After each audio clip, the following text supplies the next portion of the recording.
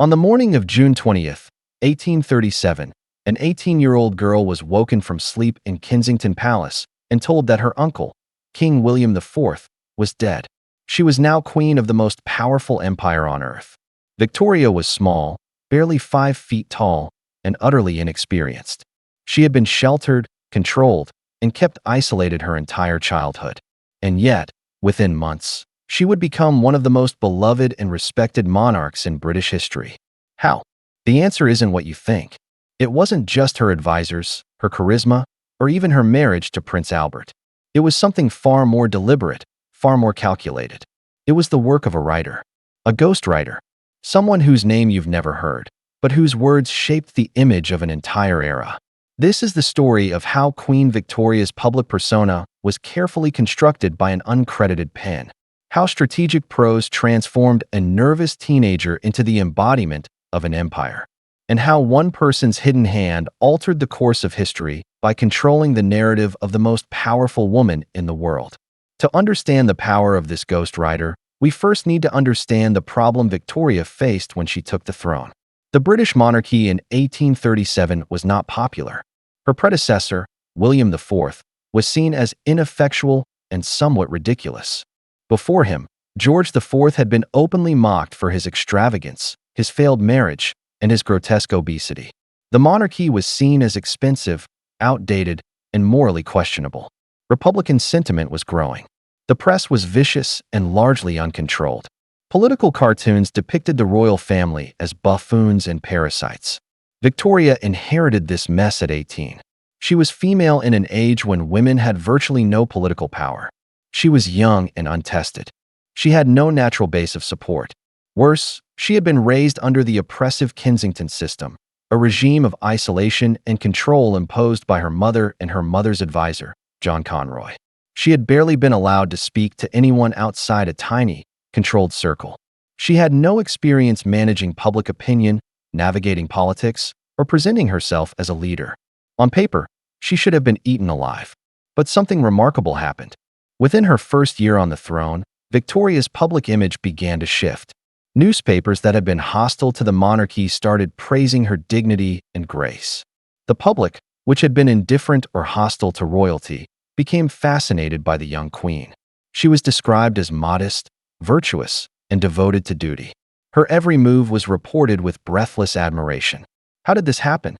It wasn't an accident. The architect of this transformation was a man whose role has been deliberately obscured by history.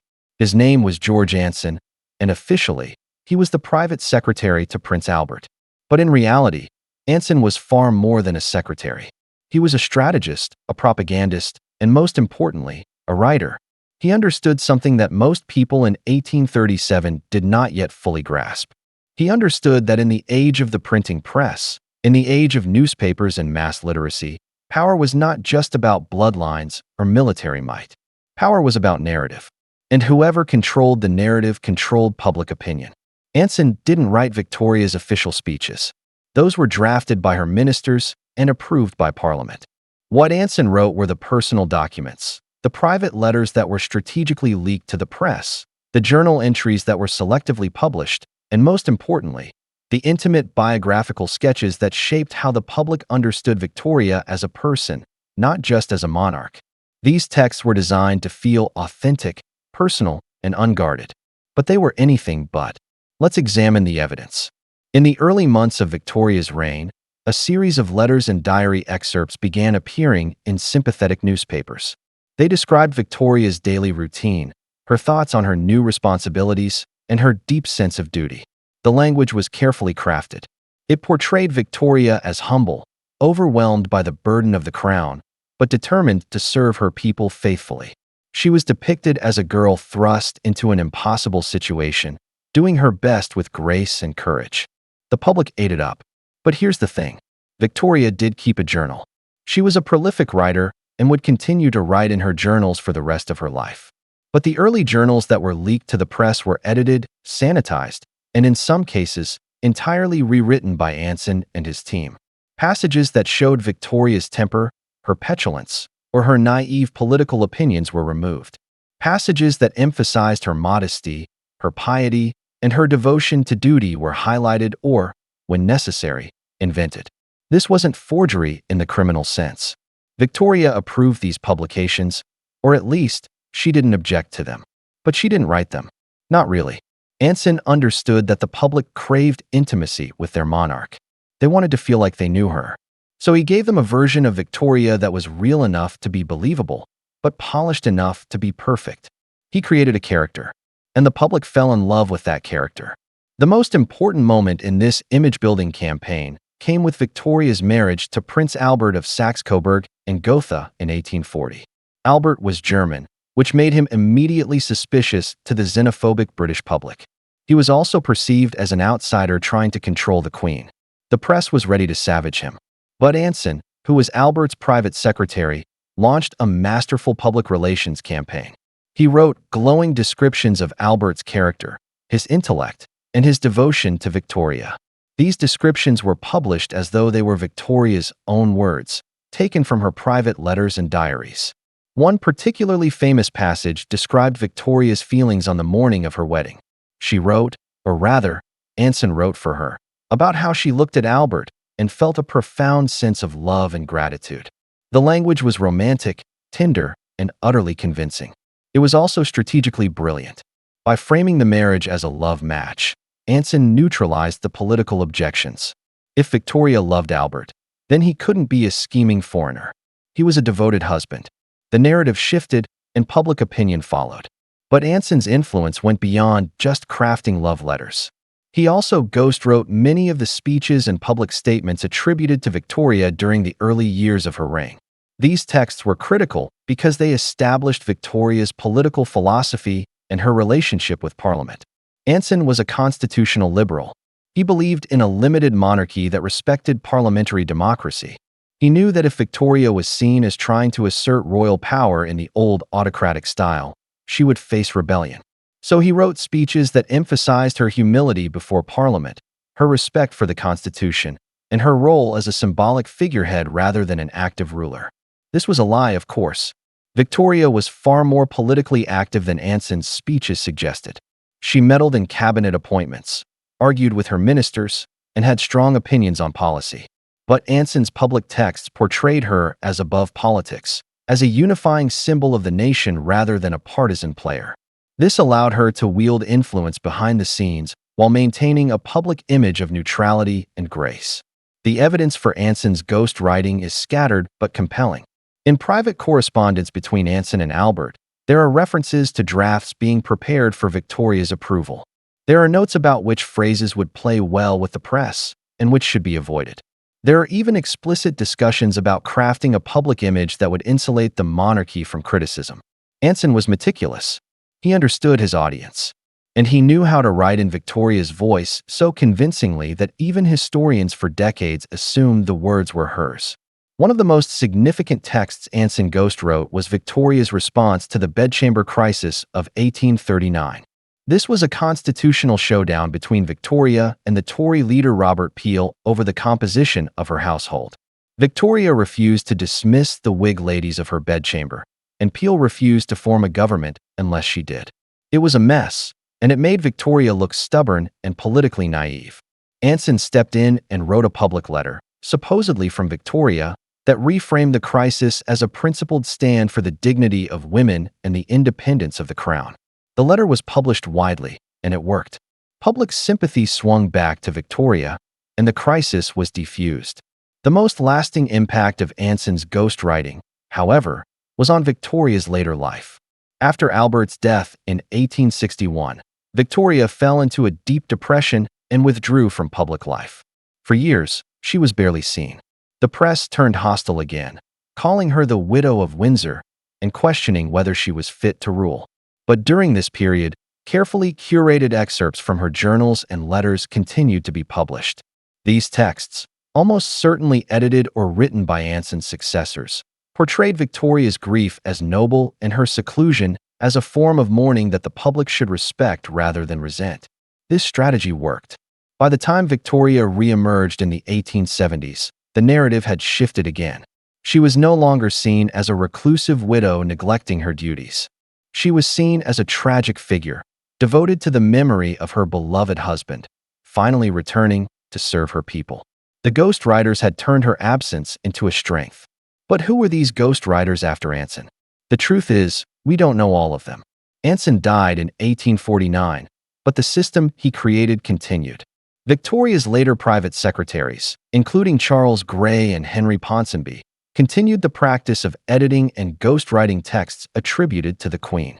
Ponsonby in particular was known for his skill at mimicking Victoria's voice. He wrote letters, memos, and even journal entries that were published as Victoria's own words. The practice became so routine that it's nearly impossible to untangle which texts are genuinely Victoria's and which are the work of her ghostwriters. What we do know is that this ghostwriting had a profound impact on history. The image of Queen Victoria that has come down to us, the stern but loving matriarch, the embodiment of Victorian values, the devoted wife and mother, was largely a construction. It was a carefully crafted character designed to serve political and social purposes. The real Victoria was more complex, more flawed, and more human than the public image. She was vain, stubborn, and often petty. She had fierce political opinions and wasn't afraid to push them.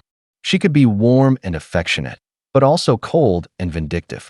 But the public never saw that Victoria. They saw the version Anson and his successors created. This matters because the image of Victoria shaped the entire Victorian era. The values associated with her, duty, respectability, sexual propriety, devotion to family, were held up as the ideal for an entire society. Millions of people modeled their behavior on the example of a queen whose public persona was largely fictional.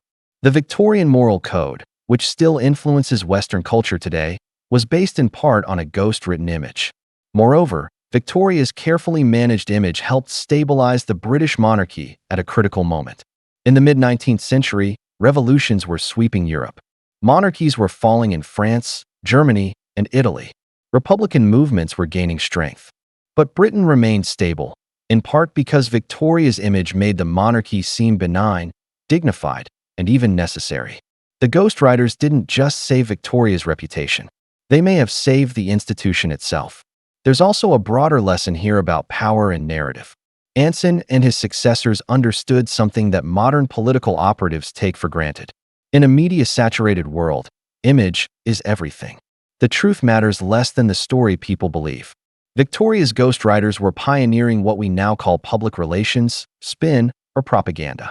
They were among the first to systematically use the press to shape public opinion about a political figure. In that sense, they invented modern political image-making. The ethical questions are thorny. Was this manipulation? Yes. Was it dishonest? Absolutely. But was it effective? Undeniably. And was it necessary? That's harder to say. Without Anson's ghostwriting, Victoria might have been a failed monarch, swept away by the same Republican movements that toppled other European monarchies. Or she might have found her own voice and succeeded on her own terms. We'll never know, because Anson's intervention changed the trajectory of her reign from the very beginning. What's most striking is how successfully this ghostwriting was hidden. For over a century, historians treated Victoria's published letters and journals as authentic primary sources. It was only in the late 20th century, when scholars began comparing published texts to original manuscripts, that the extent of the editing and ghostwriting became clear. Even now, many biographies of Victoria don't fully acknowledge how much of her public voice was constructed by others. This raises uncomfortable questions about historical sources. How many other historical figures have had their images shaped by uncredited writers? How much of what we think we know about the past is based on carefully managed propaganda rather than authentic voices? The answer is probably more than we'd like to admit. Ghostwriting in politics is as old as politics itself. What makes Victoria's case unique is the scale, the skill, and the lasting impact. In the end, George Anson and the ghostwriters who followed him didn't just write words. They wrote history. They created a version of Queen Victoria that became more real, more influential than the actual woman. They turned a flawed, complicated human being into a symbol, an icon, an embodiment of an age. And in doing so, they demonstrated the awesome power of the written word to shape not just individual reputations, but entire cultures. Queen Victoria died in 1901, having reigned for 63 years. She was mourned as the grandmother of Europe, the stabilizing force of an era, the moral center of an empire. Millions of people felt they knew her intimately because of the letters, journals, and statements they had read. But they didn't know her. They knew a character, a brilliantly crafted, strategically deployed, and utterly convincing fiction. And the man who created that fiction, George Anson, remained in the shadows, his contribution uncredited, his influence unacknowledged, his power invisible. Which, of course, was exactly how he designed it. The ghost writer always disappears. That's the job. But the words remain. And sometimes, those words are powerful enough to shape the world.